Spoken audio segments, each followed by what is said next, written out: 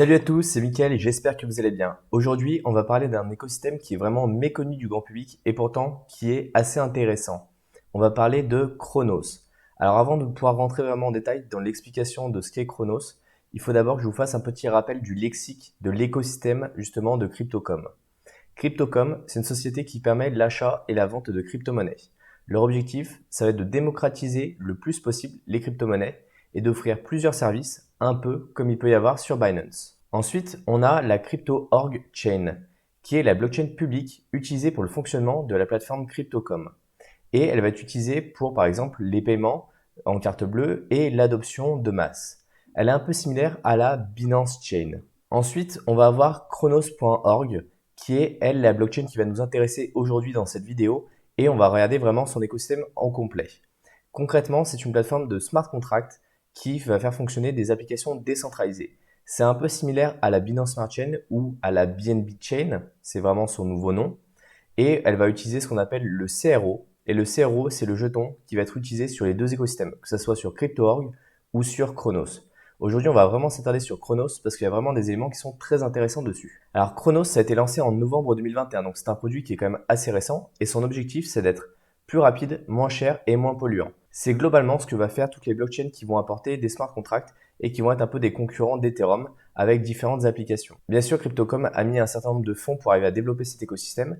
Donc au début, ils ont créé une première structure qui s'appelait Particule B, qui est devenue Chronos Lab. Et c'est un accélérateur pour l'écosystème Chronos. Aujourd'hui, le directeur actuel, c'est Kin Timsit, qui est l'ancien directeur marketing de chez Consensus.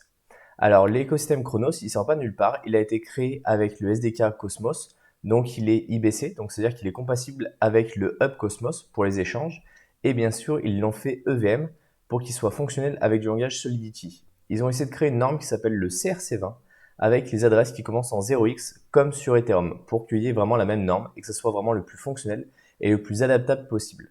Alors aujourd'hui, on ne va pas fonctionner sur une preuve de travail ou une proof of stake, on va être sur ce qu'on appelle de la POA, donc de la proof of authority. Maintenant, ce qui est très intéressant sur la partie CRO, c'est de voir un petit peu comment il est réparti et comment il fonctionne, parce qu'aujourd'hui, il est utilisé, comme je disais, sur deux écosystèmes, sur la partie Crypto.org et également sur la partie Chronos. Donc ce qu'on a fait, c'est qu'on a commencé par aller chez Messari, parce que c'est eux qui ont le plus d'informations. Et là, on a des informations qui sont vraiment très intéressantes. On a très peu de centralisation. On a finalement peu d'adresses aujourd'hui qui regroupent l'intégralité des données. Donc si on regarde les adresses qui possèdent plus de 10 millions de dollars en CRO, bah finalement, il n'y en a que 30. Donc c'est-à-dire qu'il y a peu d'adresses, il y a peu de whales en tout cas sur cet écosystème-là. Et ça, c'est vraiment assez intéressant.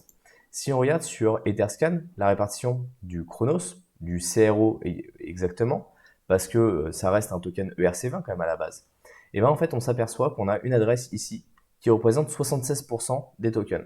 Et en fait cette adresse c'est une adresse de burn. Cryptocom a fait un choix assez particulier en février 2021, ils ont décidé de burn la majorité de l'offre en circulation, ce qui représentait 70 milliards sur les 100 milliards de tokens en circulation.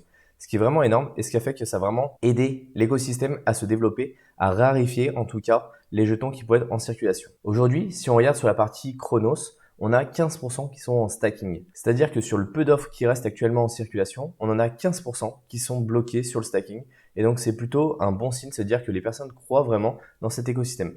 Par contre, on va s'apercevoir qu'il y a peu de validateurs. Si on regarde aujourd'hui là le top des validateurs, on a à peu près 20 validateurs qui regroupent l'ensemble des transactions qui sont validées. Et on a même les 4 premiers qui représentent plus de 80%. Donc là, on a quand même une centralisation au niveau de la validation et ça, potentiellement, ça peut poser problème. Aujourd'hui, si vous avez envie de stacker du CRO, vous avez plusieurs possibilités pour le faire. Vous avez la possibilité de le faire directement sur Cryptocom, un peu comme on pourrait aller stacker du BNB directement chez Binance. Et là, les rendements sont de 4 à 10% annuels en fonction du profil. Et vous avez un minimum de 5000 CRO que vous devez déposer et ça va être bloqué pendant 180 jours. Donc c'est une période de 6 mois qui est quand même relativement long pour un rendement qui va varier entre 4 et 10%. Donc c'est quand même assez particulier. Bien sûr, vous avez également la possibilité de stacker sur ce qu'ils appellent le DeFi Wallet. Donc c'est un wallet qu'ils ont créé eux-mêmes. Et donc ici, vous l'avez, vous le téléchargez, c'est une application qui est sur téléphone. Et là, vous avez la possibilité de stacker le montant que vous souhaitez pour une durée que vous souhaitez. Mais vous avez en général à peu près les mêmes contraintes que sur Cryptocom. Par contre, là, l'avantage, c'est que vous avez votre clé parce que c'est un wallet qui vous appartient totalement. Ensuite, vous avez la possibilité de stacker pour valider des transactions sur Crypto.org, sur la blockchain Crypto.org. Et là, vous pouvez le faire sur Kepler. Alors, si vous ne savez pas comment utiliser Kepler, je vous invite tout de suite à aller voir la vidéo de Thibaut sur le sujet qui avait expliqué comment on pouvait faire du staking sur Kepler. Si vous êtes débutant dans le secteur des crypto-monnaies, je vous invite tout de suite à télécharger le guide que vous trouverez dans la description. Il est offert, donc n'hésitez pas à aller le récupérer. Ensuite, vous avez également la possibilité, si vous maîtrisez un petit peu plus la DeFi, d'aller apporter des liquidités en CRO sur Osmosis avec différentes paires. Donc ici, on a la paire par exemple CRO Osmo, Atom CRO, Juan Osmo. Et donc voilà, on voit que nous, celle qui va plutôt nous intéresser, c'est les deux premières paires. On voit qu'il y a quand même un volume de liquidité de 4 millions, ce qui est quand même assez intéressant. Donc voilà, on a la possibilité en fait d'apporter des fonds à divers endroits pour arriver à obtenir du rendement sur le CRO. Si vous ne savez pas comment utiliser Osmosis, je vous invite aussi également à aller voir la précédente vidéo qu'on a fait sur le sujet. Alors, est-ce que le CRO est en pleine adoption? Est-ce que c'est un écosystème qui évolue ou au contraire c'est un écosystème qui est plutôt en train de tomber? Si on va regarder aujourd'hui en fait les différents éléments qu'on a sur le Chronoscan, qui est ni plus ni moins que l'équivalent Etherscan sur la blockchain Ethereum. Donc ici par exemple, on voit les daily transaction charts. Donc on voit que globalement, si on regarde un peu au fur et à mesure, on voit que ça a tendance à légèrement évoluer. Si on regarde le nombre de tokens qui sont transférés, on voit que ça évolue légèrement. Après, là, c'est un peu redescendu avec le marché actuel.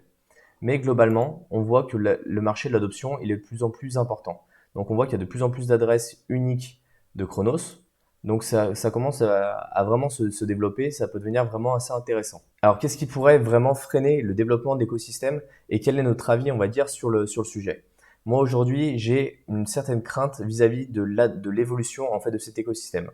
Il faut bien comprendre que Crypto.com, comme toute plateforme centralisée, s'est retrouvée piratée et elle a été piratée en janvier 2022 pour l'équivalent de 34 millions de dollars. Donc on a un impact qui est assez limité avec un remboursement des personnes qui ont été piratées, mais ça reste quand même un piratage avec une plateforme qui est centralisée. Donc on n'est pas sur de la vraie DeFi, on reste sur des écosystèmes qui sont quand même relativement gouvernés par une plateforme derrière.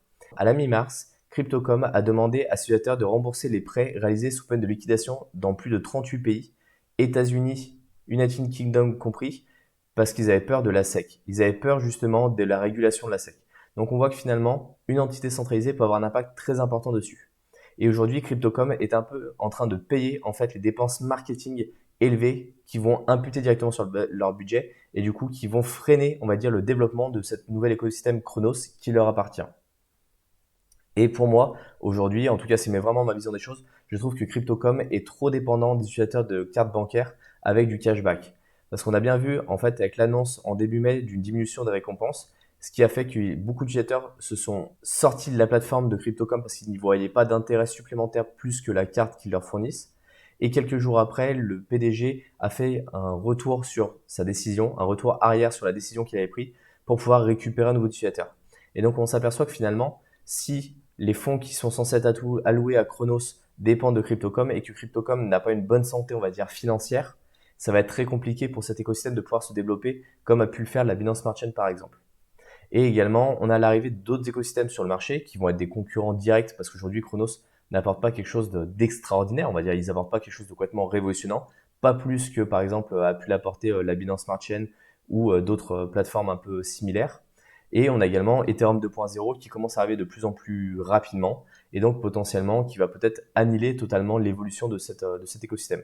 Après, ça reste un écosystème qui est quand même intéressant parce qu'on voit que l'évolution et l'augmentation des plateformes qui sont dessus arrivent de plus en plus, évoluent de plus en plus vite. On voit qu'il y a de plus en plus de liquidités dessus. Donc voilà, il y a des éléments qui sont assez intéressants. Et aujourd'hui, Crypto.com a proposé une roadmap, en tout cas pour cet écosystème en termes d'évolution.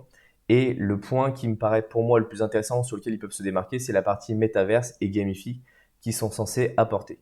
Donc après, on va voir comment eux, ils vont le faire évoluer et on va voir comment l'écosystème va continuer de se développer.